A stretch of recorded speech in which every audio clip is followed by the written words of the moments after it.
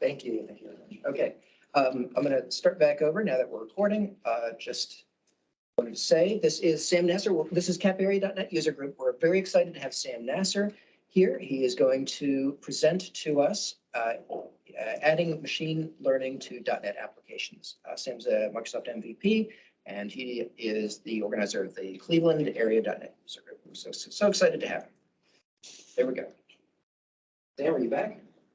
I am. All right, let's go. All right. So good afternoon, everyone, or good evening, depending on which part of the world you're joining us from.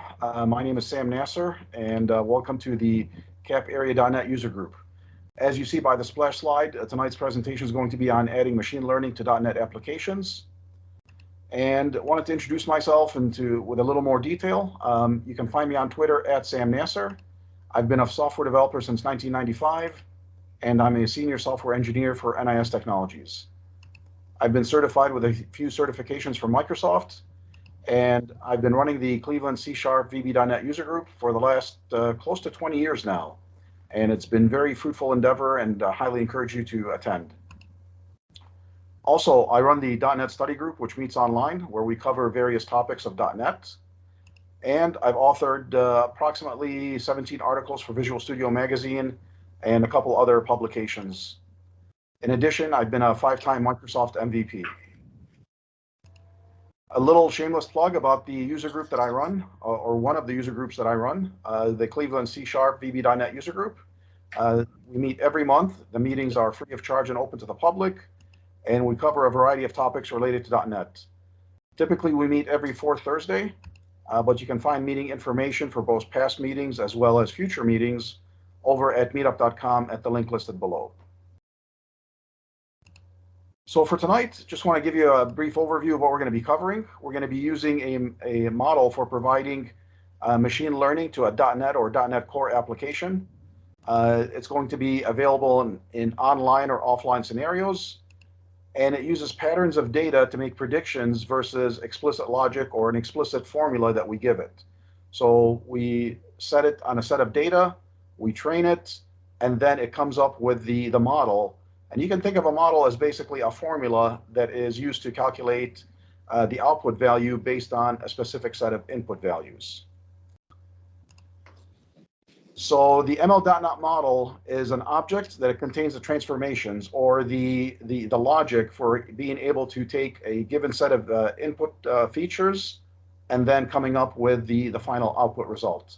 And this is all based on the data that we provide for it. And so after we train it, it's able to produce a prediction. So in some cases, the data can be linear, similar to what we see here. So on the left, you see a proportionally linear regression, where this could apply to, for example, the price of homes. As the square footage of the home increases, so does the price. Now, there's obviously more things that tie into the price of a home, but we'll talk about that later. Likewise, you can have a relationship that's inversely proportional. So on the right, you see that we have a graph of HDL cholesterol versus the BMI. So as the BMI rises, so does your HDL cholesterol drops. And so there's an inverse proportion there. And the reason I mention that is because once we provide the data, then the ML.NET model will take that and be able to take that data and be able to come up with a transformation or a formula out of it. And in some cases, that formula lies within a linear regression. It will also try a variety of different algorithms to see what best fits the data so that it can make those predictions. So as we dive into it, we need to cover the terminology. So a feature is basically the input for a machine learning model. So we talked about the price of the home. The feature for that would be the square footage. If you're, for example, we're trying to predict the sale price of a vehicle, obviously it would depend on the mileage. The higher the mileage, the lower the price of the vehicle. So that's an inverse proportional model there. And so if a feature is an input to the machine learning model, a label is what's considered the output. And a more scientific name would be the ground truth value used to train the ML model. So this is something that we know the value of the the price of the home, the price of the vehicle, that is something that is ground truth. And so that we put a label on it as this is the final output result that matches a given set of features, whether it be the square footage of the home or the mileage of the vehicle. And then we're able to come up with a transform. And a transform is just a fancy word of saying the type of prediction that the ML model was able to come up with.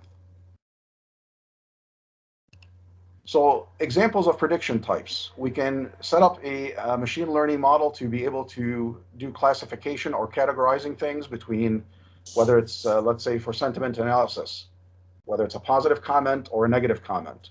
We can also use it for regression, as in the past couple of slides that I showed you, where we have a linear scale of square footage versus the actual price of the home. We can also use it for anomaly detection and recommendations. So I'm sure you've all heard of a website called Amazon.com, where half of my paycheck goes to every month. And so the problem with that is that every time I purchase something, it says, oh, by the way, we recommend these products. And I'll sit and think, and I'm like, oh yeah, I could really use that. And so naturally you add to the cart. So it's making recommendations based on people that have purchased that same item that I bought, but also purchased other items along with it. So it makes those recommendations. You can also use it for time series or sequential data or image classification, where it can take an image and classify it as, let's say this item is a fruit or that item is a vegetable. We can also use it for object detection within an image. So I can give it a picture and say, show me the plane, or can you identify that there's a plane in this picture, or there's a rabbit in this picture. And then we'll be able to extract that and pull that out of there. So there's a variety of different prediction types, and we'll talk more about that as we get into the demo. But this is it in a nutshell. Now, when we get into the actual model development, basically it's a cyclical process. So what you see here is the process that we go through when we're building the model. So first and foremost, we need to collect and load the data, and then we create a pipeline using the append method. And you'll notice that underneath each step in the block diagram, there's a method that's listed there. So the append method helps us to create a pipeline of the data where we're pointing it to a set of data that it's going to learn from. And then it actually does the actual training. Oh, pardon me. So after we create the pipeline using the append method, then we use the fit method to actually train it. And then after we're done training the model on a given set of data, the next thing we need to do is to be able to evaluate it, because we want to make sure that it is working correctly as it should. We don't want a 5,000 square foot home to go on the market for $20, right? We want to make sure that everything tested correctly or trained correctly. So we test it to ensure we get the proper results. So it's a cyclical process up on top, but once we get into the evaluation process and we're satisfied with it, then we now have a model that we can work with. And if you'll notice at in the bottom of the slide, there's the save method, and that's used to save the model so we can now incorporate it into another project or share it with our development team. And now we can use that model to make predictions going forward. Is everyone with me so far? And feel free to jump in either verbally or through chat, and let me know if you have any questions. Lee, unfortunately, I cannot see my chat window for some reason, so I would ask you to just stop me whenever there's a question. No problem. Happy to. There's no questions so far. Very good. I have a question. Please go ahead. Suppose that you evaluate. I mean, you created your model, but while live you're using it, you found out that your prediction was really wrong, right? So when you improve your model, can you, is there a way to use that, like, I was wrong in this case, so how do you improve that? You have to collect all those bad cases and like you go back in the night and you do processing, or can you improve your model like kind of reasonably on the fly? Like, like how do you improve your model based on bad predictions? So it wouldn't be necessarily on the fly. You would have to run it through again and produce the model, the output model, and then be able to redeploy it again. It's kind of hard to describe, but you'll see in the demo, basically we go through the process And then after it's done generating, then we select the save method. And now we're able to export that into a zip file and be able to use that model. But the short answer to your question, yes, you can certainly retrain it on the incorrect values and then be able to put it back into production. Okay, thank you. Any other questions? Okay, very good. So as I mentioned, we go through this iterative process, and then if we're satisfied, we go to the save model at the bottom, and now we're able to use our model in production. When it comes time to actually using it, we utilize the load method to be able to load that model and then be able to make a call using the prediction engine. And then we give it a set of features, and then it produces the output value for us. So once that's the implementing the model at a high level, now this is where the rubber meets the road, where we actually need to start utilizing it. So first and foremost, you need to install the .NET desktop environment. And over on the right-hand side, you'll see that there's the ML.NET model builder. So this is in the Visual Studio installer. So make sure that that's selected in order to be able to use the methods that I will show you in the upcoming slides and demo. Once you have that selected and installed, now we have three options of actually adding a machine learning model in our .NET application. So I can do that using the UI, and I would do that by right-clicking on the by right-clicking on the project. Pardon me, selecting Add, and once I select Add, I'll see that I'll have a machine learning model available to me in the context menu. So this is all done through the GUI of Visual Studio. Another method is I can do it programmatically by adding the Microsoft ML NuGet package.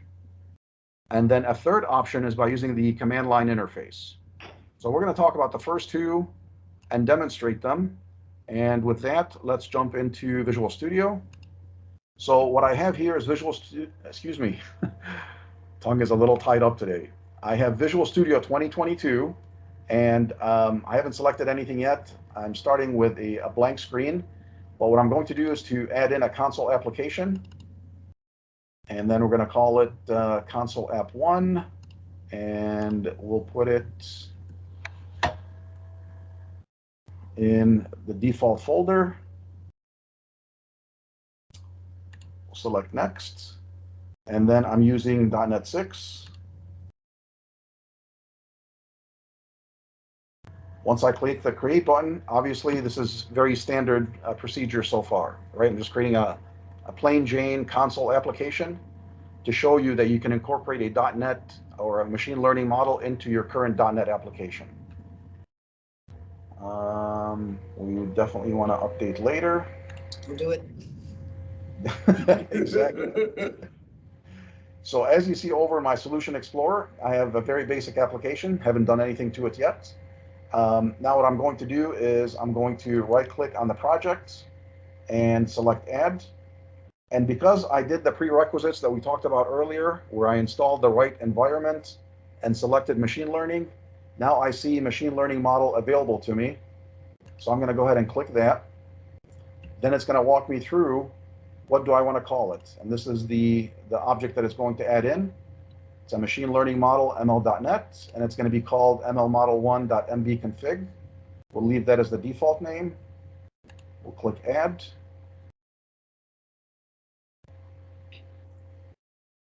And so there you see the MB config that it just created. What's behind it is basically a XML file. A JSON file rather. But I have this GUID or GUI that it walks me through for creating the machine learning model and setting all the different specifications. So if you recall from one slide earlier, we talked about the various scenarios for machine learning. I can train it to do classification, object detection, value prediction, etc. What I'm going to do here is I'm going to select data classification. Actually, that happened a little too fast. Let me backtrack a little bit. So under scenario. Now, one of the things that I wanted to point out, you'll notice that under each scenario, I see underneath there are tags, local, Azure, and local. And what this is alluding to is that I can, this image classification, I can run this machine learning model and train it in the cloud in Azure versus the others where I have to do it locally. So for my data classification, I can only do that locally, which is fine for this scenario. So I'll double click on it. Then it takes me to the next screen, or the next tab rather, and it walks me through. And I'm going to be utilizing my local CPU. And it's telling me what I have for a CPU and the amount of memory. And as you see at the bottom, Azure and GPU are currently not supported for this scenario. We'll continue on. Now I have to point it to the data. I have the option of either selecting a file or going to SQL Server directly and selecting a table from there. So I'm going to use File. I'm going to click Browse and go over to where my data is at. And that is in Presentations, ML.net, Demo Data, Yelp Labeled. What I'm going to do is open this up first and show you what this data is. And basically, it is textual data that's been downloaded from a make-believe pizza place. And so these are comments that were downloaded from Yelp, where the comments are either positive or negative. So here I have a comment that says, wow, love this place. And the feedback that came back is 1, which is positive. Another one says, crust is not good. And the value that I categorize it as false. This is a negative comment. So these are my features over on the right for the first column. And then on the left is the ground truth value, or the output. So I've already set that these values are, some of these are positive, some of these are negative, and I'm going to train it on this data given these features. So this is what my text data looks like. Now I'm going to go ahead and select that file. And if you notice, the file formats that I can import are either CSV, TSV, or tab delimited, and text files. And because it's a comma separated value, it recognized that it was that there's 2 columns to it. There's column 0 and column 1. Now the next thing that it's asking me for is the column to predict. So if I'm not sure what that is, and it says this is the target column that you want the model to predict. So naturally, I want it to predict whether the value is positive or negative. So I'm going to select column 1. Column 1 will be my label. Column 0 will be my feature. Everyone with me so far on that step? Yes. Okay, very good. So the next step is, now it's time to train the model. I've pointed it to where the data's at. I've specified what type of machine learning or classification I want. And now it's time to actually train it. So I'm going to select 10 seconds for starters as the default. And I'm going to select Start Training. Now you'll notice over in the output window, what's going to happen is it's going to start going through various algorithms trying to find out how to classify that data. And so 10 seconds is very minimal. And so I see here the accuracy is about 50%. And so it gave me the best accuracy, 0.50. Let's assume that that is satisfactory for the time being. And it looks like it's updating a dependency, which I wasn't expecting that. But it should allow me to proceed on to the next step in just a second. There we go. And so move on to the next step.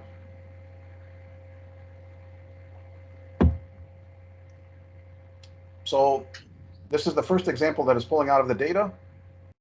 And if I enter in this clause, crust is not good, and I ask it to predict,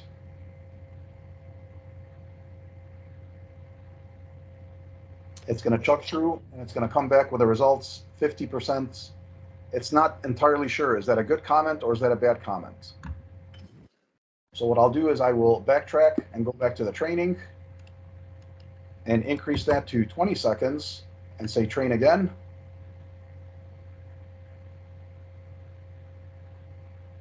And as it's counting down the number of seconds, you'll notice on the lower left pane, it's going to be going through additional training algorithms. And then as a summary, it's giving me the models explored over on the left.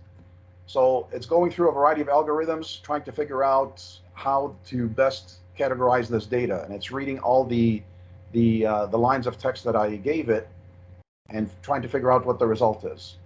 Now, because I gave it more time, my accuracy is now 65.23%.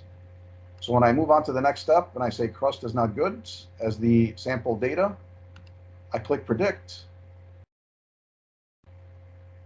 It's going to chuck through, and now it should produce a result that it is a negative comment, which is 0, and it's 62% confident that this is what the result is. Now, I can go ahead and train it with another phrase, evaluate it rather, with another phrase. And I can say, don't bother coming here. And I click predict.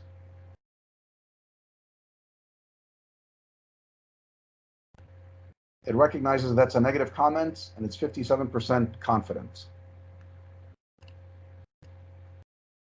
Another example that I can give it is I can say, I love the pizza here. Click predict.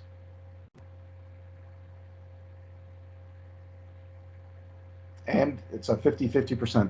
So typically, if I train it for a longer period of time, I should get a better result other than 50-50. The point is, the phrases that I entered there, the last two phrases, they were not in the data that I trained it on.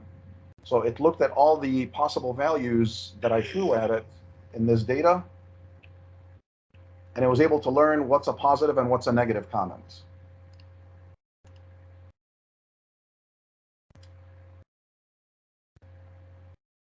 So now, if I'm satisfied with the results, now I can move on to the next step.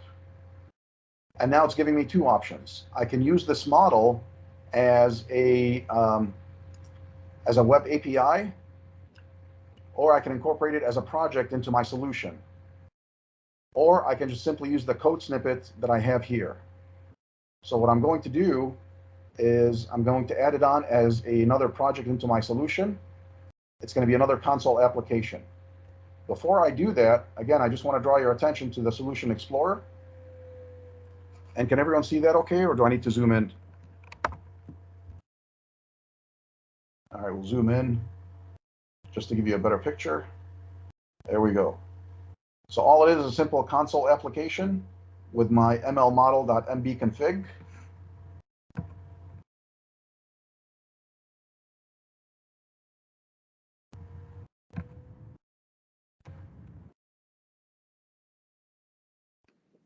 Having some technical difficulties.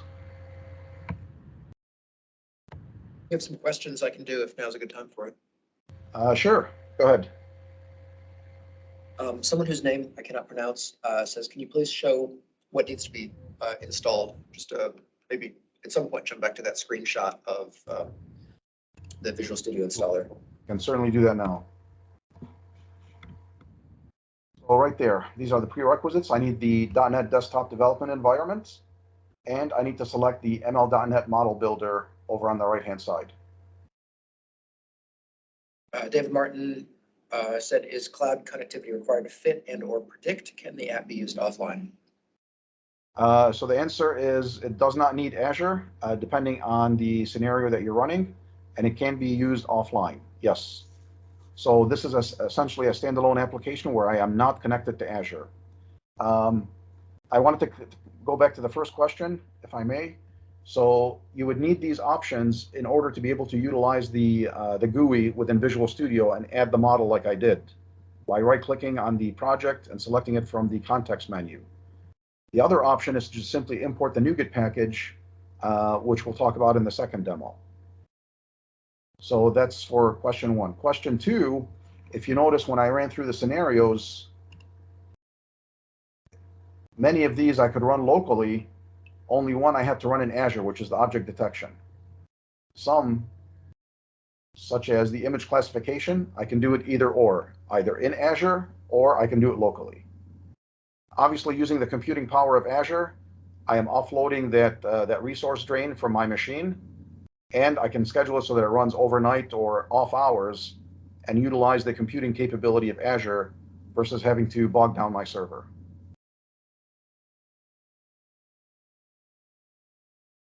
The last question is, what if there are multiple columns? What if there are multiple columns? Then those columns would also be labeled as features. And that'll be a little more prevalent in the second demo where we do that, and you can identify a list of columns for features so that it would learn on. That's all the questions we've got so far. Okay, very good. And I encourage everyone to jump in with questions at any point in time. Don't necessarily wait for breakpoints. I'm going to ask a quick one. So Please. how does ML.NET, so I always have this question, how does it compare to the cognitive service APIs? Because they can also do text and image classification and all that. For a given problem, have you ever tried comparing ML.NET with cognitive service and comparing the accuracy of both? Obviously, cost-wise, ML.NET is, I think, much better. I mean, it's probably free, and you pay per request, I think, in the cognitive service APIs. But what in terms of like accuracy? Is there a reason why I may want to use the cognitive service APIs instead? So I have not done a comparison with the classification with cognitive services versus the ML.NET, but I can tell you that obviously when you use the ML.NET model, you can run it offline and it is free of charge. I don't need the Azure connectivity. Furthermore, depending on which Azure service you're using, some of them offer a free tier that actually you can get a lot of usage out of it, especially if you're just doing a proof of concept or something in where you're not heavily using it, meaning you're not running thousands of transactions a day. And that would be available free of charge. Okay. Do you think the brains or like all these different models it tries would that be comparable to what cognitive service? Because I'm thinking like, okay, yeah, I'll save some money upfront by using ML.NET, but what if it's actually a better model? Like, do you have any insight on like, is the models or the brains behind this are similar in cognitive versus what they use in ML.NET? So I don't have any concrete data to say that one is more accurate than the other. Okay. And I would be hard pressed to say that because they're both coming from the same vendor. Okay. Granted, two different product teams, but I don't have any concrete data one way or the other. Okay, so just we can try it ourselves. Yeah. Can I jump in a little bit on that Please. question? Yeah, so the way I would think about cognitive services is that it is an out-of-the-box service. Most of the cognitive services are, out of the box, like you can upload a bunch of images and train on it, and it works really well for what it does. But the moment that you need additional customizations or you have a complex model or things like that, then you're gonna want to look at something like solution like ML.NET where you're able to do more. So think of like cognitive services as kind of more of an out of the box point and click configuration type solution. Okay. And think of ML.NET as something where like you're kind of building a lot of it from scratch, and you could pretty much make it, you have a lot more extensibility there versus cognitive services is not nearly as extensible. So I would think of it that. So I have like customers who, they want to use it, and it works really great for a lot of different scenarios. But if your real business is around machine learning and training, like you got like a team of data scientists, it's probably not going to be good enough. But it's definitely a great place to start, a great place to kind of get going, because you can get started super quick and create something. So, nice. Thanks for the insight. Yeah. Makes sense. Good point. Thanks, Sabrina. Any other questions or comments? David Michael says, when training data, let's say healthcare data, should we use production data? How should we train a model in this case? So yes, I mean, you want actual data. Now, would you use it in a production environment? I would copy that data and use it in a non-production environment, but use that actual production data, if that makes sense. So you don't want to bog down the production database server, but you do want that production data copied off somewhere else and utilized. And before you do that, you need to scrub that data, meaning check for any bad data records, any orphan records, any duplicates, any outliers. That is a process that we have to go through before you start actually training the model on it. And the reason for that, think of training a machine learning model like you're training a 3-year-old, right? So you train a 3-year-old by telling, like my beautiful 3-year-old niece, you'd say, this is a cell phone, right? But if she holds this up and says, is this a cell phone? You're supposed to say, no, it's not. This is the cell phone. So it's a reiterative training process where you're giving it actual data. And before you start feeding it that data, you have to make sure that it's accurate.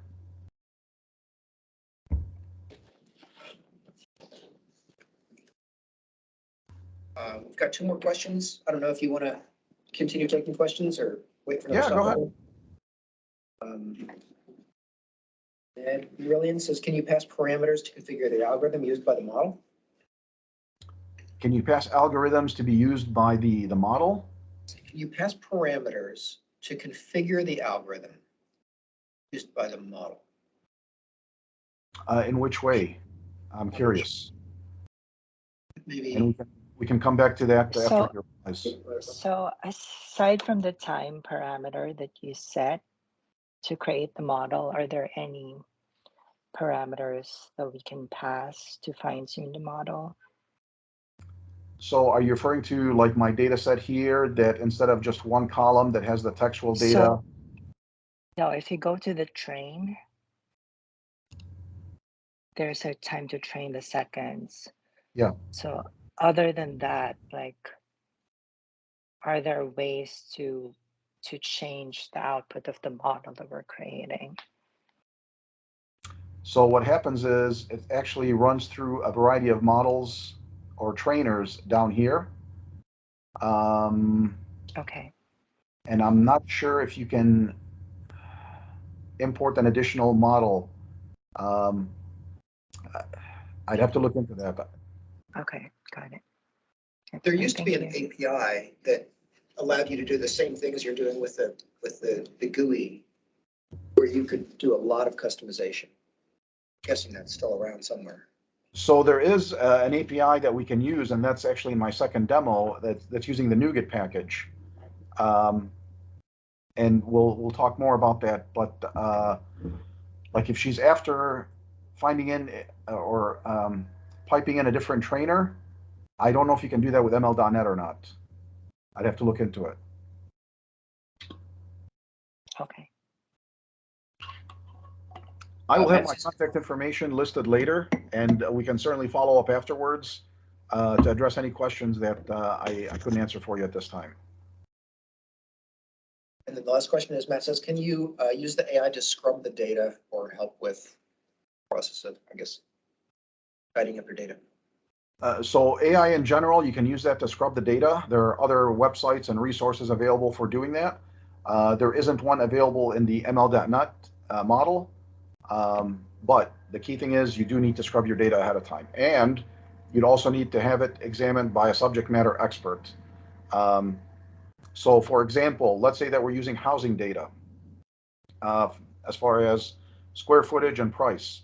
Well, pardon me, you may have 2 homes that are identical square footage in the same zip code, but drastically different in price. And one of them could have endured fire damage or insect infestation or any such thing that dramatically reduced the price of the home.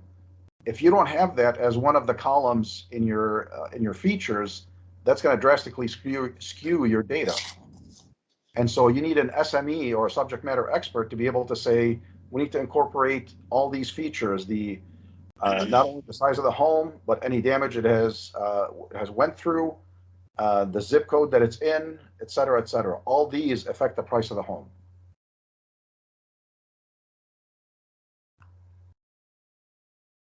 Does that answer your question?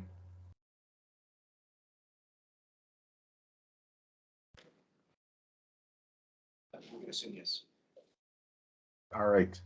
And feel free to jump in with any additional follow-ups. Would be happy to address those as we go. So I think we left off at the next step where we evaluated, and now we're ready to consume. And so it's giving me several options here through the GUI where I can add in a snippet of code to be able to utilize the model, or I can just add in as another solution, add it in as another project to my solution and be able to use it. So what I will do is I'm going to add it in as another console application, and we'll call it ML Model 1 _ console app 1. Add that to the solution. We'll give it a minute to go through the boilerplate templating.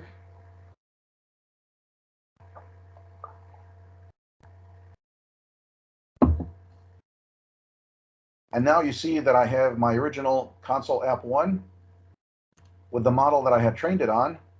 And there are all the individual items that I had set in my MB config for training it. My program CS originally left untouched, didn't do anything to it. And now I have a new project that's been added on for the ML model that I added on. And you'll see that there is ML model 1.zip. So what happened was it took the model that I trained it in the first application in console app 1. It created a zip, and then it put it into the new project. And then the console app, or the program.cs of my new console application, has some boilerplate code that's used for using that model. And you'll see that here it's utilizing the _ console app 1.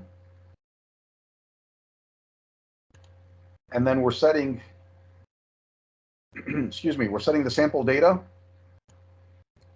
where we're instantiating a model input for the data. And we're setting the feature of column 0, and we're calling it crust is not good.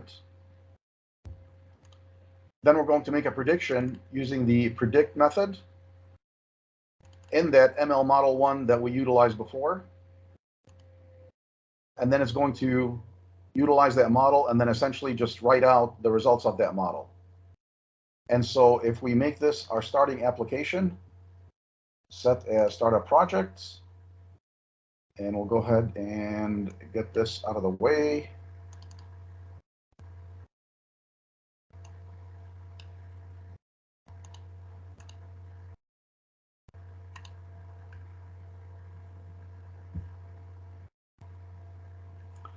So what this is doing is that it's launching the second console application that I created. And within it, it's going to be executing this code, where it's going to take the pipeline, it's going to take the sample data, and it's going to produce a prediction and then display the results on the screen for me. So there's the sample phrase, crust is not good. And then it's telling me the predicted column, or the predicted value, is 0, which is a negative comment.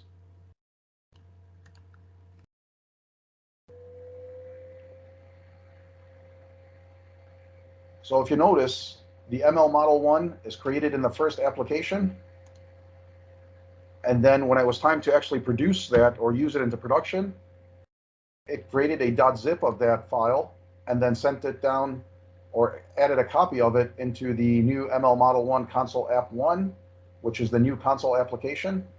And then it gave me some boilerplate code to actually implement that, passing in a test phrase and then getting the prediction results, and then just writing that out to the screen here.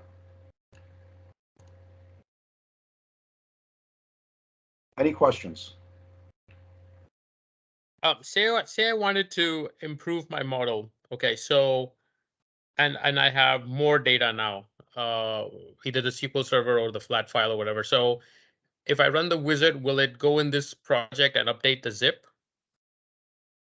You would have to redeploy it again. Okay. You'd have to redeploy that. Okay. You have to run the wizard. Okay. Yeah. Right. And okay. So, and a similar question. So let's say that this is all done. It's working fine. And now I want to make it part of my DevOps pipeline. So is that possible?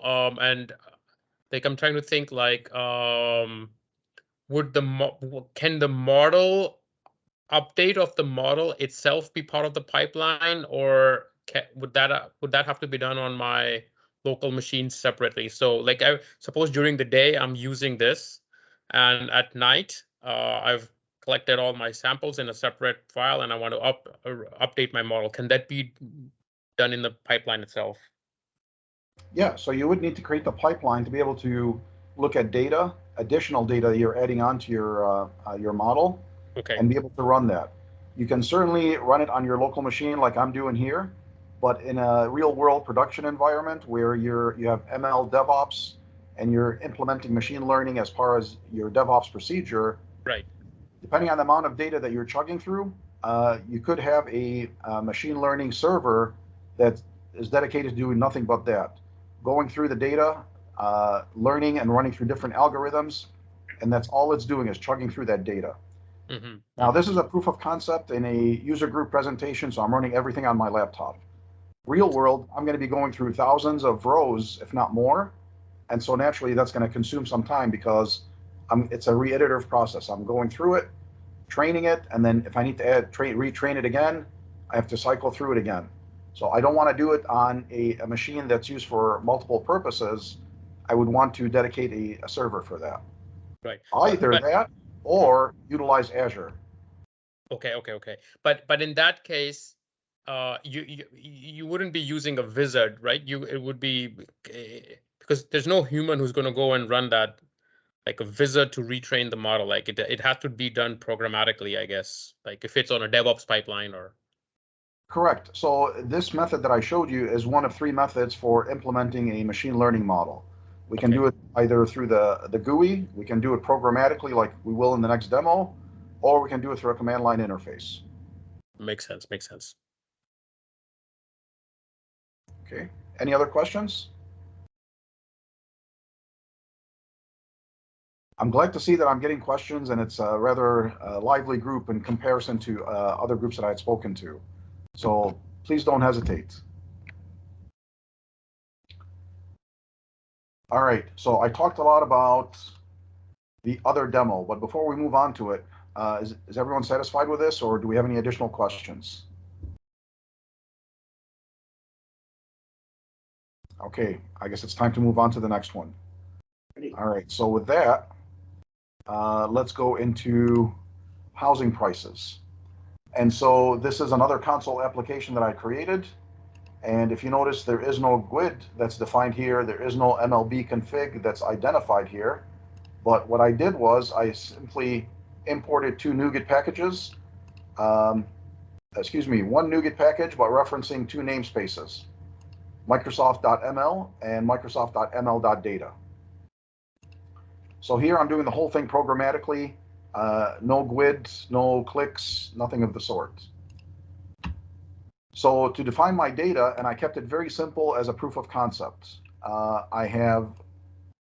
my data has 2 columns. I have the size of the home and then the price of the home. And then I created a column that's going to be my prediction, and it's going to be based on the price. In my main method, first and foremost, I'm going to instantiate an ML context class and take that object, and now I'm going to establish some data. And here's some hard-coded data that I have for the prices.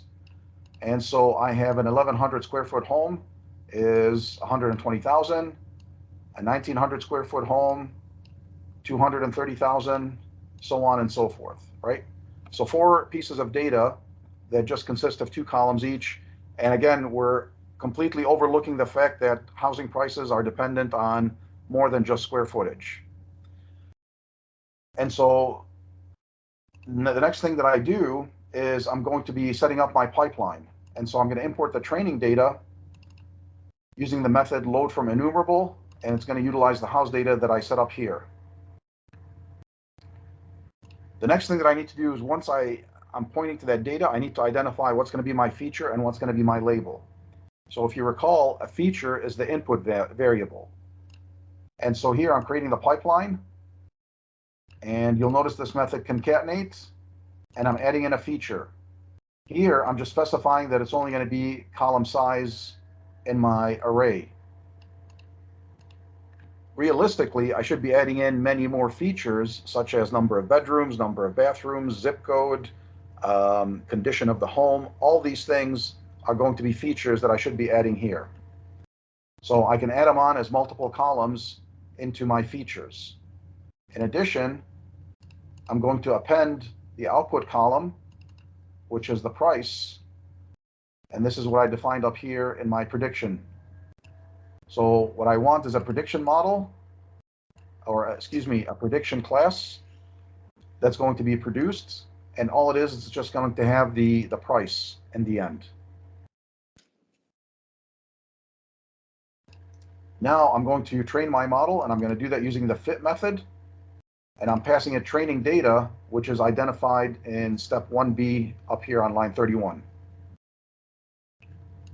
Once I train that data, now I am ready to utilize the model, or ready to evaluate it rather.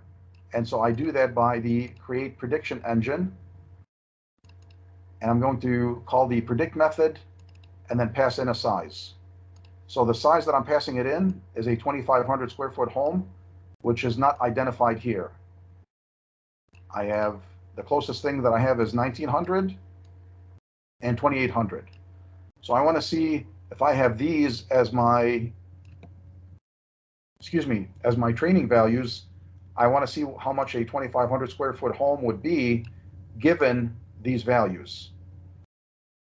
Okay. And so after I get the prediction, I'm just going to simply output it, multiplied by 100 for easy readability, and that's it at that point. Okay. So let me go ahead and put in a breakpoint at the very beginning, and we'll go ahead and give this a run.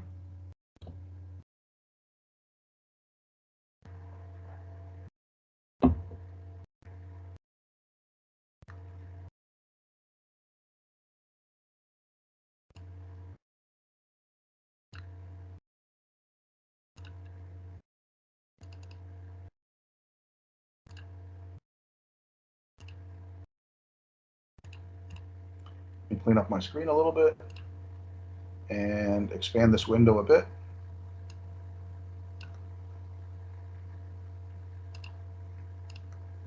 Now I got my housing data. Now I'm going to create the pipeline and import it.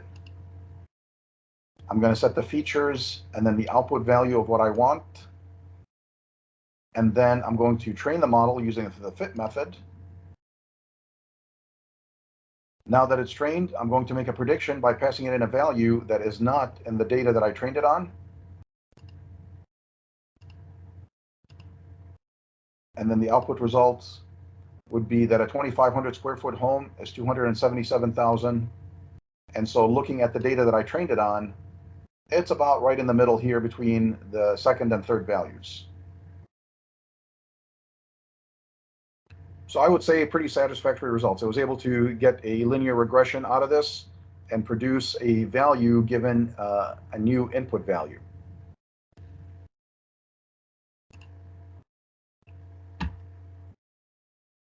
Now that I'm satisfied with it, what I could do is essentially, oh, it's waiting for a read line. Enter. Now let me just fast forward down here, where once I've evaluated the data, now I can save this, the model that I had trained it on programmatically. I can save it off as a model.zip.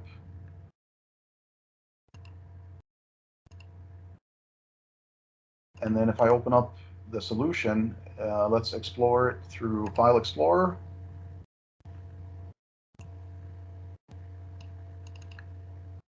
And if we go into the bin folder, debug,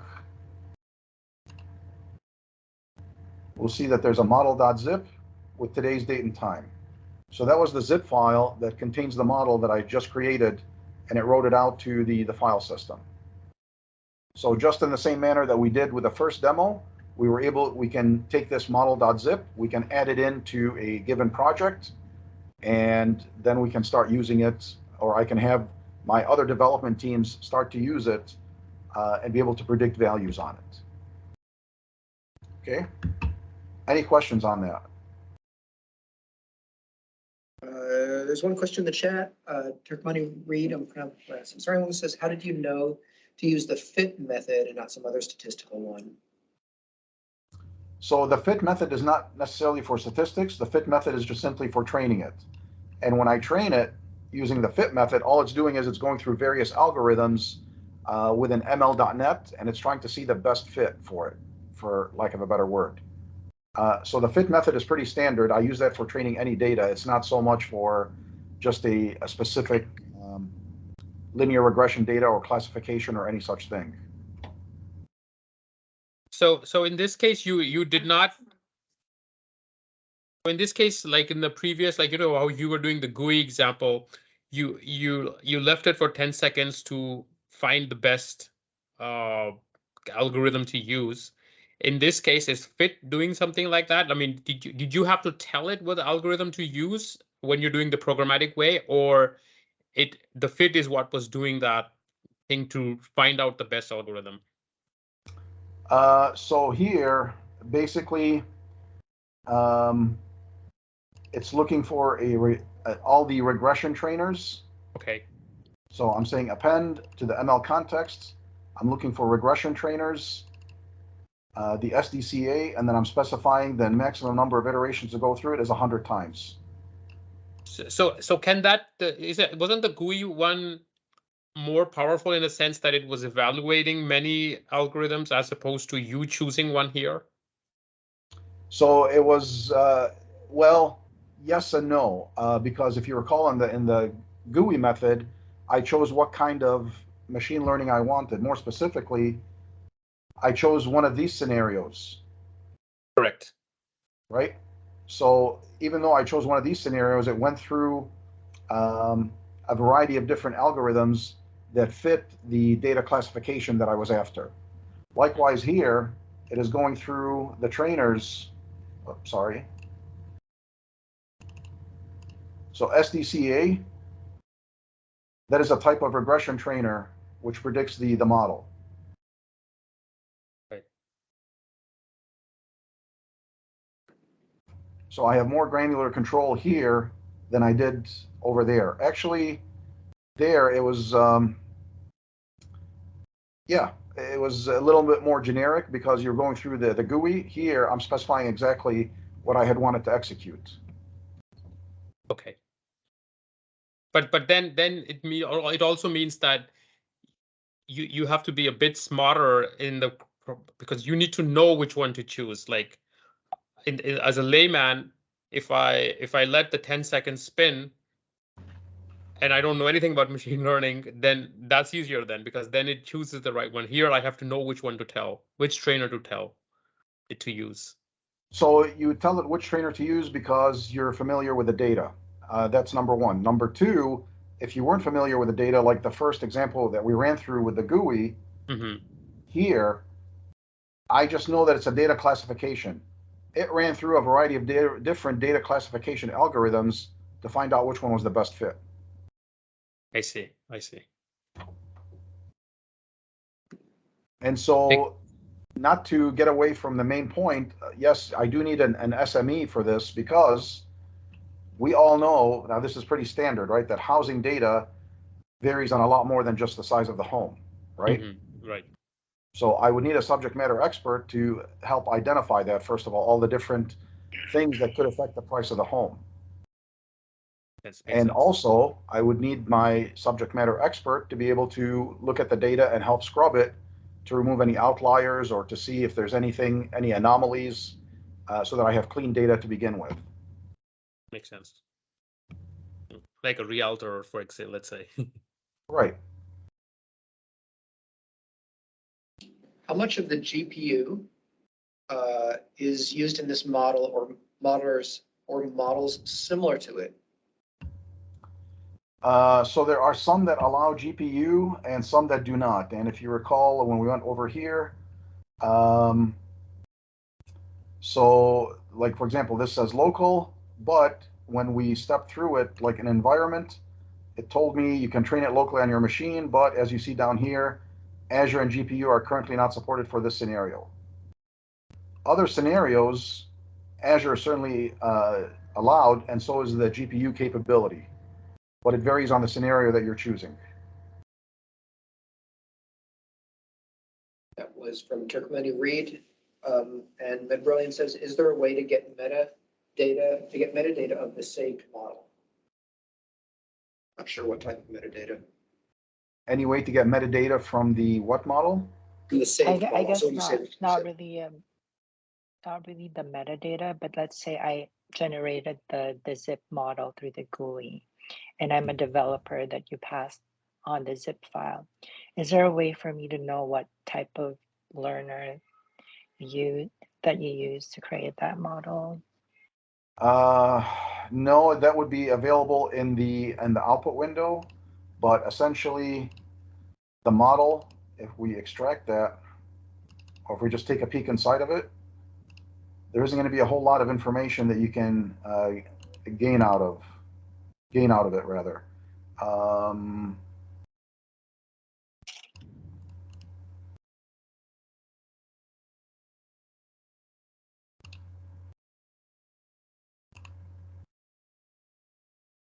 So let me extract it for you, and then we can take a peek. Okay.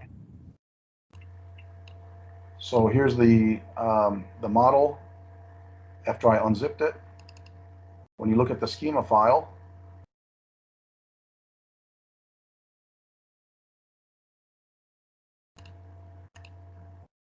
there isn't a whole lot you're going to be able to gain from it. Again, this is just a zipped up binary file.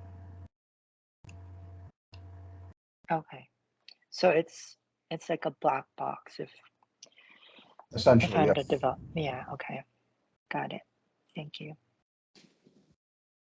I have one more quick question. So, how much in the real world, in my company too, like Python is like by far the king in machine learning, right? And TensorFlow and Python, like in the real world. So my fear is I learn all this, I use it, and like Silverlight or Iron Python or something, like it goes out of fashion. Okay, so do you think that people are actually using ML.NET in production in the real world? Is it as powerful as what the Python camp does? So I think it would depend on the libraries and the data that you're utilizing and the type of scenarios that you're going through. Okay. You know, I think everything has its right place, and again, it just depends on the evaluate and see basically what the results would be from a Python library, from a ML.NET, or from machine learning on Azure. You know, you'd have to evaluate those to find out which one gets the best results for your data. In the real world, have you seen our companies using ML.NET in your like vague like what you've seen generally? Is it just a study topic, or is it, people are actually using this in production? No, there are some that are using it in production. Absolutely. Okay. Thank you. That's all. Sure thing. And again, I don't want anyone to feel rushed to ask in any questions or squeeze in one more. It's an open dialogue. Feel free to jump in. So don't hesitate. Yeah, this So is with Keith. that, any more questions? With regard to using Python or .NET, so many AI tools today, they're trying to go low code or no code. And that's great if you have a very, very simple application. As soon as you run into any complexity, I think you're in big trouble. Whereas if you're doing .NET and you have C# or even VB.NET, there's so many ways you can work around all of the complexities and all that sort of thing. So exactly how you would compare, C# to Python, I don't really get into that. But yeah, whenever I see the low code things, I'm sort of like, no, I'm not going to go there. I'm going to go with C#, and if this, can interface to C#, and even, a lot of times I'm running things, AI programs that are calling AWS, and so, I'm using their SDKs for .NET, and I'm calling them and getting the best out of them, and using them for what they can do. So. Yeah, I think it's just finding the right tool for the right application. So there is no one size fits all. It just depends on what you're using it for.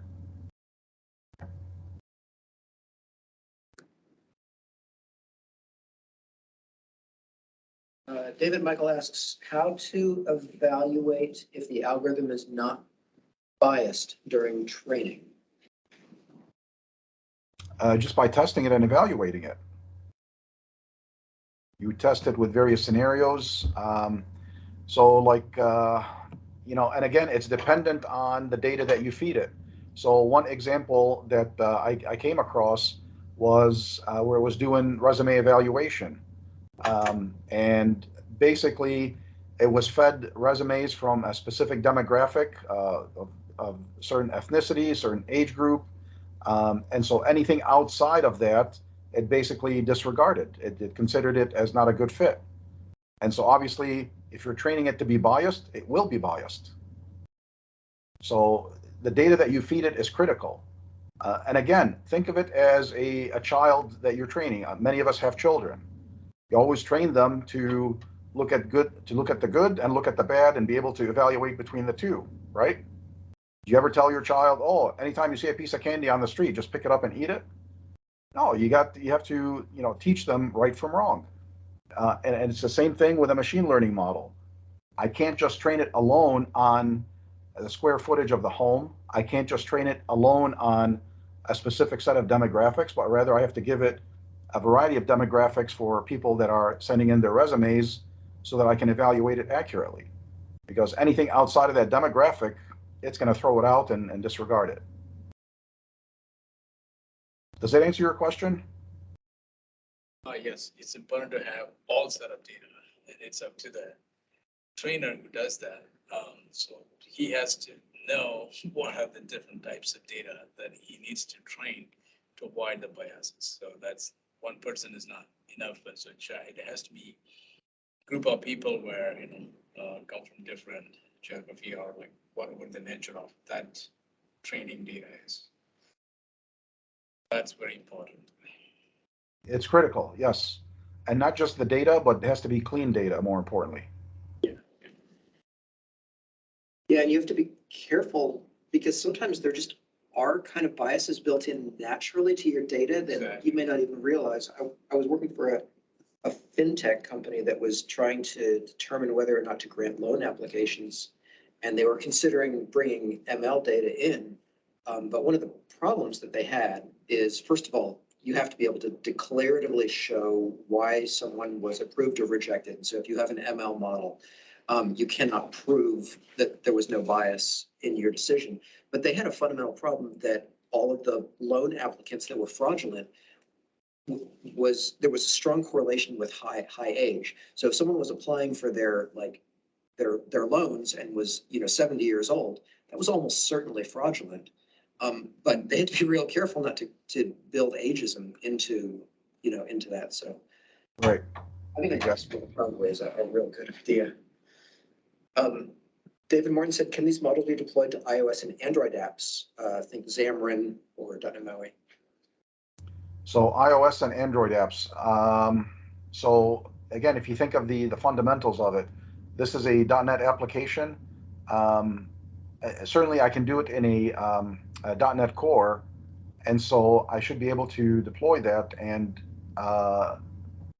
yeah, so you could, because it's a .NET Core, I can run it anywhere essentially, right?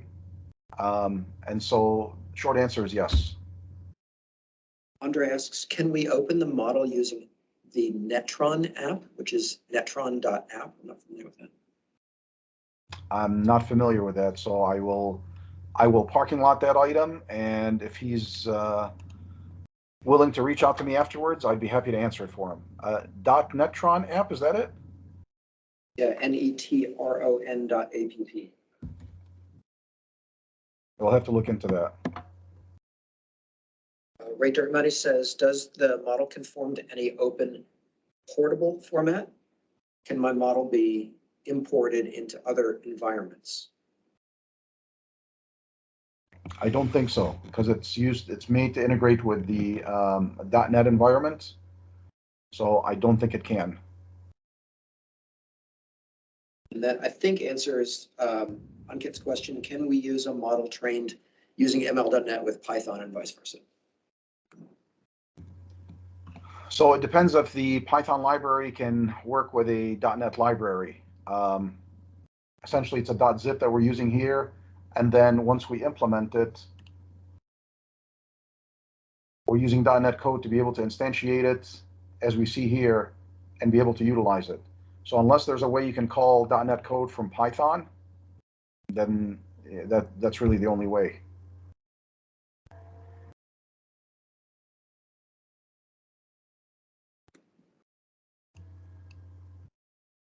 Could you just make it into a service that you could call from Python? Absolutely. So if you recall, when we went through the GUID, the GUI, I keep getting those two confused. I don't know why. But if we look at the GUI, and when we got to the consume portion of it, it gave me several options. I can utilize that model by using a snippet of code, which should appear here any second. There we go. Or I can deploy it as another console application to my solution, which I did before. I can deploy it as a web API in my solution, or I can install it as a interactive notebook with code for retraining. So multiple things that I can do here in order to utilize that model. And that catches us up. No more questions in the chat. Okay, very good. All right, so let's go back to our slides.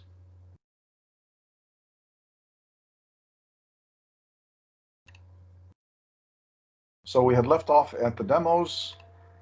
Just a couple of wrap-up slides to go through.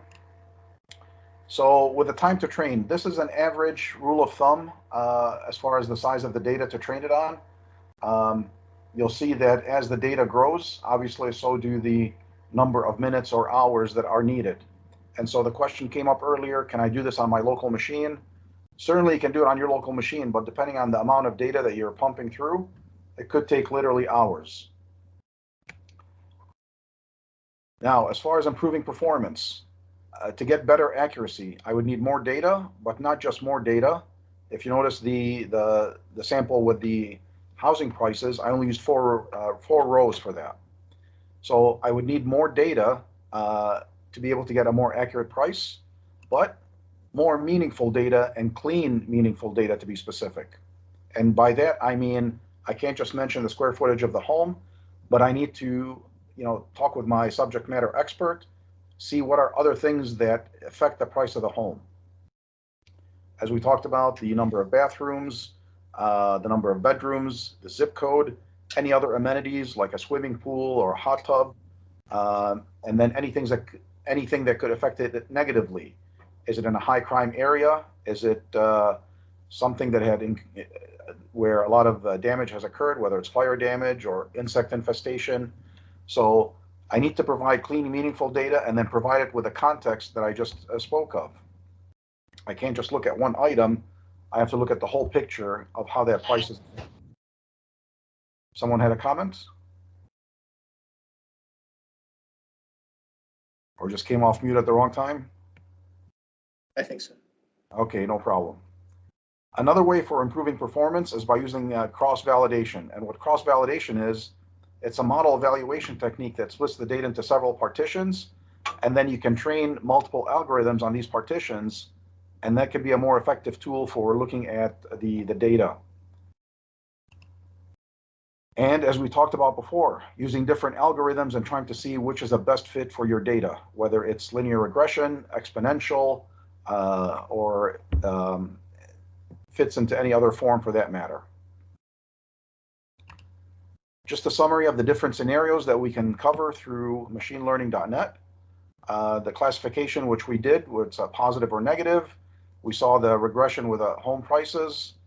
We can also do anomaly detection to detect fraudulent transactions.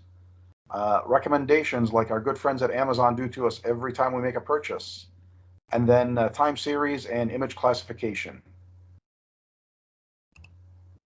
So a couple gotchas that I came across. So 32-bit is supported on Windows, except if you're using TensorFlow or LightGBM and any ONNX related functionality.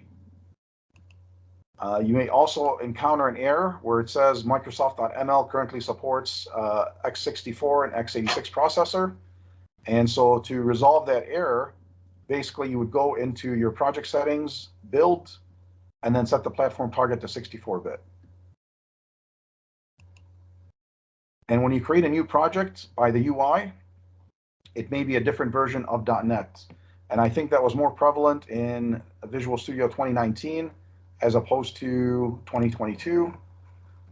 So that is something to keep in mind. So with that, let me just pause one more time, see if there's any questions.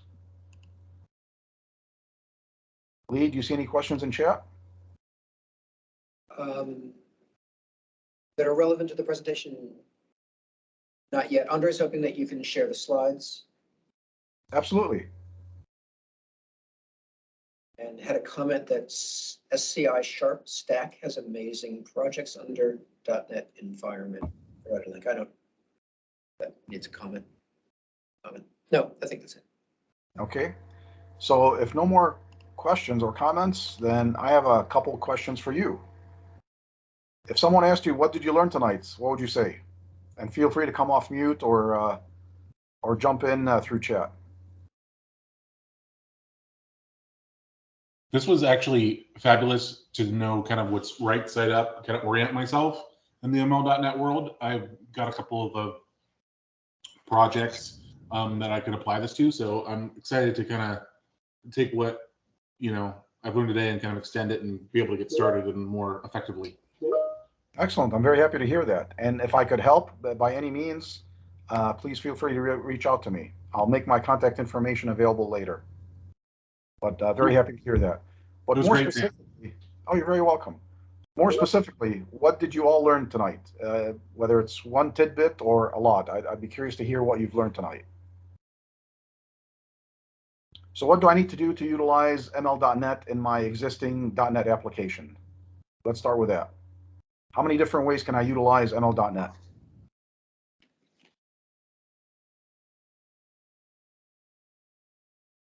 Three ways, right? I can do it by the GUI, and it's not GUID, it's GUI, by the way. I always get that mixed up. The next method is by utilizing the code, so doing it all programmatically using the NuGet package. And then third is the command line interface. Once I have my environment set up and I'm able to add in a model, what are the steps that I need to do to be able to get to from a plain model to a working model? What do I need to do? Train. But before I train, what do I need to do? Scrub. Got to scrub the data, point it to the data, and then train it. And then what do I do after training it? Save. I need to evaluate it to see if it's up to par. If I'm satisfied with the results, what method do I call to save that model? Save. Export. Save, right? And then it saves it off as a .zip. That .zip then can be incorporated in either another project. I can use it as a web API to make a call to it, or as we have seen in the GUI, I can use it in a notebook editor to be able to modify it. All right, some additional resources to wrap it up. So the docs.microsoft.com has some great write-ups on the machinelearning.net guide. It's also good to look at the glossary and all the different terms. and then another link from Microsoft on improving the machine learning performance. If you're interested in this topic as a course, I invite you to visit NIS Technologies, specifically the /education site, or page rather, and then you can see a listing of courses that are available there. In addition, if you need to get in touch with me, you can always find me on Linktree. All my links are available through Linktree, but more specifically, my email, snasr@nistechnologies.com. You can also find me on Twitter @SamNasr, and then my blog, samnasr.blogspot.com, where I blog on different AI or machine learning items, also post technical events that are happening. And if we're not connected on LinkedIn, I invite you to do so. And one last thing before we call it a night, for those of you that I owe an answer to, please jot down my email. Feel free to email me, and I will. I promise to follow up with you on an answer that I was not able to deliver. And so with that, let me check. Are there any more questions or comments, Lee? One thing I was wondering about how to deploy the model. I'm sorry, I didn't hear that. How do we deploy this model? Did you hear he said how to deploy the model? How to deploy the model? So there are several ways. I can utilize it basically as a .zip. I can incorporate it into another project. I can access it through a web API as I see here. Actually, let me go ahead and add this to the solution. And you'll see exactly that it's going to be adding it in as a web API. Or I can use it with a notebook editor. And so two options that I've used in this solution is I used it in a console application, and there you see my model1.zip. In another project that it automatically added for me through the GUI, it created a web API project, and it added the zip file to it. Does the zip file have the binaries or the actual source? I'm sorry, I could barely hear you. Does the zip file has the binaries, the deployable artifact, or does it have the source code, actual source code?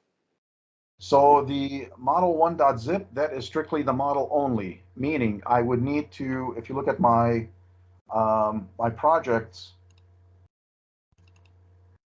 so my program.cs,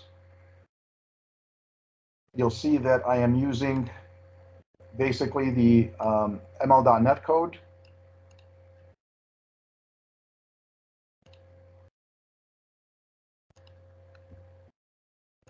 So I'm using the Microsoft.ml NuGet package here in order to be able to utilize the model. So the model is just that. It is the transformation that is used to look at input values and produce an output value. And I do that by essentially instantiating the ML model.model input. Let me rephrase it. It's instantiating this ML model 1, which is, if I go to definition, this is essentially a class that is referenced by the Microsoft.ml namespace. And it's pointing to this ML model1.zip. So the zip file is nothing more than a transformation. In order to be able to access that, I need the ML NuGet package to be able to access that. But I think you can just take that zip file, you can publish it with your solution and then just load it in. So I don't think. So the zip file is basically acting as an executable like a DLL and EXEs. No, the zip file is not it's not an executable or a DLL. It's basically just a library. Think of it that way. Library, okay. Can you store it in your source code repository? Can I store it in my source code repository? Sure. Yeah. But it's big, right? I assume. I mean, your little sample here, not so much, but production models are going to be gigantic, right? I think it would depend on the complexity of the algorithm that it has to go through to get to the output value. That will determine its size. So this ML model.zip,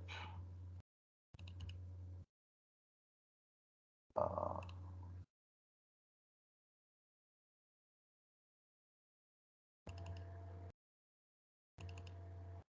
Whoops, wrong folder. Typically, we do the build.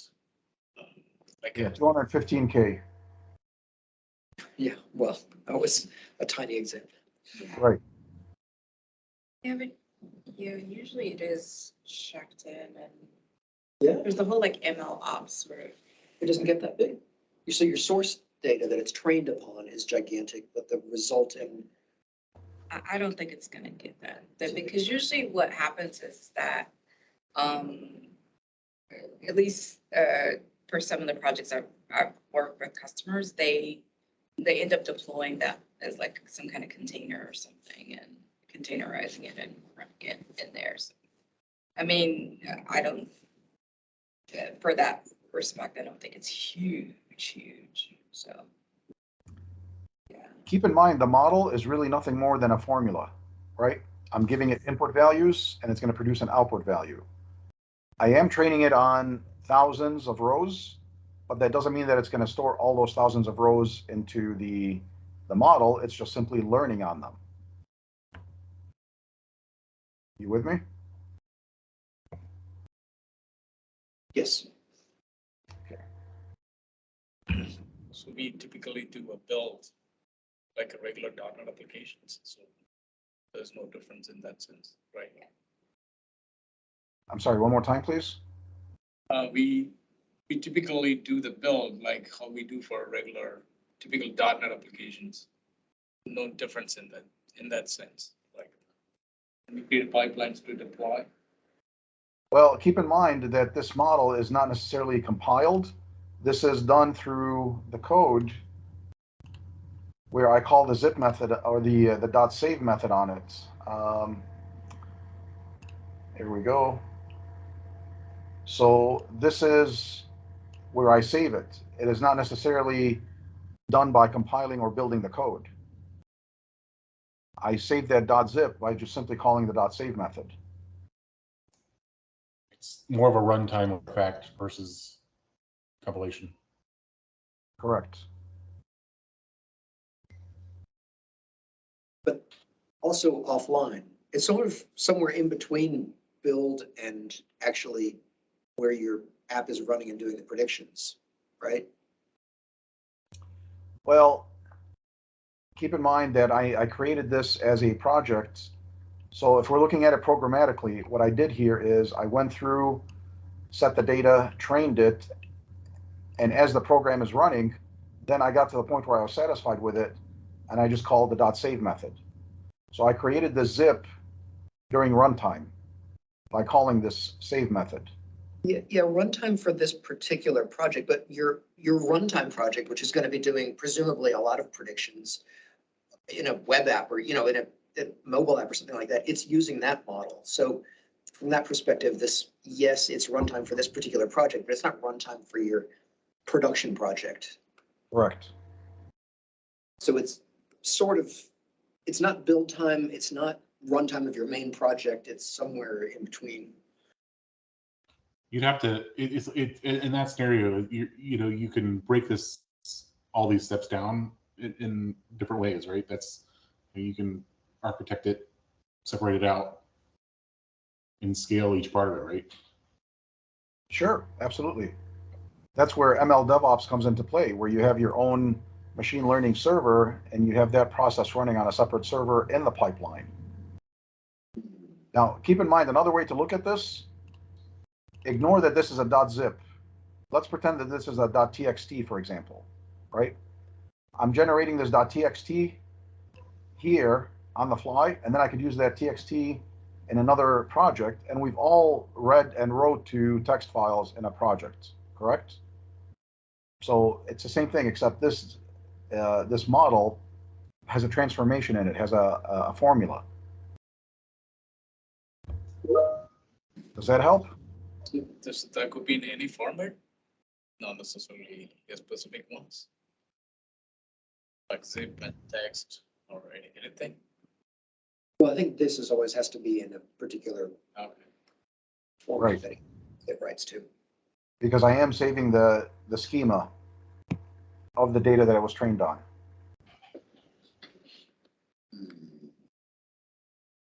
Okay, what I'm trying to get is like, we train the model offline with the data, and then it's ready to go. How do we ship it?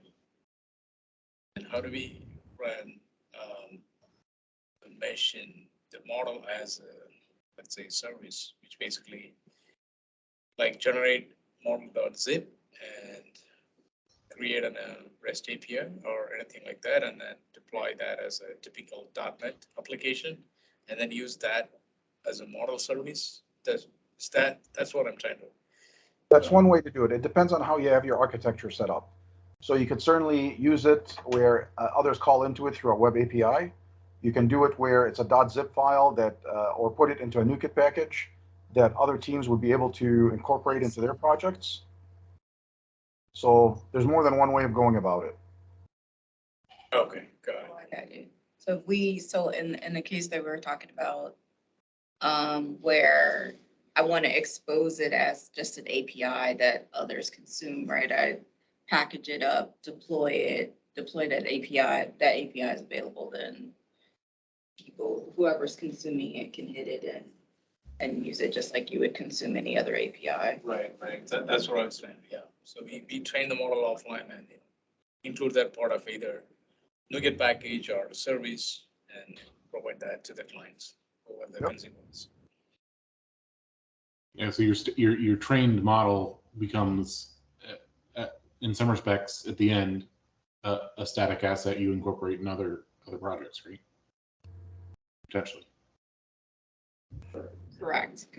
And that's what I was saying, like how cognitive services is. At the end of the day, cognitive services is just a set of APIs that are exposed, and you're basically passing in, you're configuring it and passing in like different parameters to that. So they've kind of shortcut like you creating, deploying a model, all of that stuff. Mm-hmm. It's more very like configuration driven. Whereas like here, you're building your model. It's actually, you're building model through code, you're deploying it. So it's a kind of a different experience. Do we see cognitive service as a real-time learning or is it or real-time? Does it do real-time learning? Yeah, is that how that's like? Yeah, it does. That is incorporated into it. So for example, like I'll take just like a basic, like the one everyone thinks about is like Vision AI, right? Is a cognitive service where basically the way it works is you upload a bunch of pictures. At the most, this is just like a hello world example. You would upload a bunch of pictures, like the basic ones, like cat or dog. Like, so I'd upload, 20 pictures of different dogs and 20 pictures of different cats. And then it'll get trained on that. And it's literally just, you're just going through a UI to do it, and it'll get trained on that. And then it'll create an endpoint for you that you hit, and it'll, you'll pass it like a picture of something, and it'll say like, oh yeah, this is a cat with X% confidence or something. That's like the most basic cognitive service. But as you upload more pictures or you could always retrain the model or upload more things, or like, let's say I uploaded a picture and it says, no, it's not a dog, but it actually was. Like I could, in a way, like retrain it and say, no, actually that was a dog. And it'll kind of increase, like the training will happen that way. But it's all very, as you see, it's very like configuration, like UI GUI driven versus like code driven. So yeah. Actually, Sam has a whole presentation great on presentation. Azure Cognitive Services, so maybe we need to get you back and. Oh yeah. Sorry, I didn't mean to say your thunder. I would be happy to. I would love to. And then earlier, someone mentioned Python. So another cool thing that I've been working with is calling Python code through T-SQL and doing machine learning within SQL Server. Nice. So that's another cool feature. But yeah, I certainly would be happy to come back and present again. Is it possible to, like, all these models that we use, like, these regression or some specialized model, is it possible? Suppose there's a data scientist in my team and he knows how to tweak the model slightly. I mean, as a .NET developer, I wouldn't, but so then I can convince my company, like, let me use this because it's easy for me as a programmer, but the data scientist can also tweak it. Is it possible, or are these like fixed models and you can't tweak them? So the models that are, or the algorithms that it goes through are pretty standard, but I think you can incorporate it with other libraries such as Onyx to be incorporated within ML.NET. Okay, nice, perfect. Okay. I think I read the TensorFlow 2. TensorFlow 2 can be, I think, yeah. Yes. So then that convinces me. Yeah, makes sense. Any other questions I can answer for anyone? We have had two similar requests. One person said, can you please reshare the link to the slides? Sure. So it should be in my GitHub, but if not. And then, yeah, someone else asked for the link to the code. So yeah. I know you showed it up on the screen real quick. So what I have here is my link tree, but I'll post that up and then I'll check my GitHub in just a second. Where did that go? There we go. So these are my links. Give me 1 second and let me check my GitHub. And the previous slide was your link tree, right? Correct. And we'll backtrack to that. And there's my link tree. And while you're jotting that down, I'm going to check my GitHub.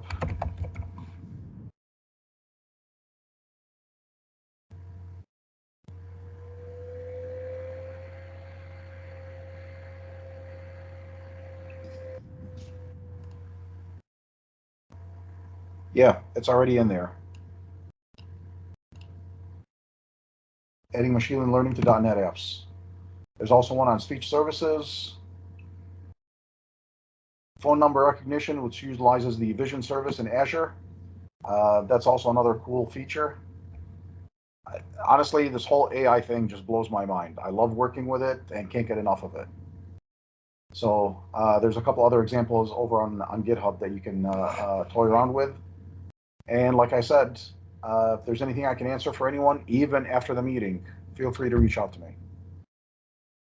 Especially if you're interested in dabbling and doing this in your workplace, I'd be happy to help with that. Awesome. This was a fantastic presentation. Thank you. Appreciate it. Would welcome any feedback. Connect with me on LinkedIn if we're not connected. And thank you all for having me. Highly appreciate it. Thank you so much for coming out.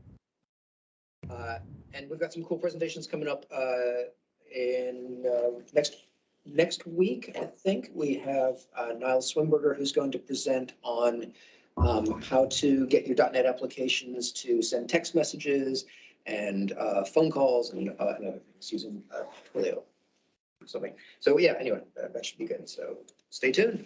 Thanks all for coming out. All right.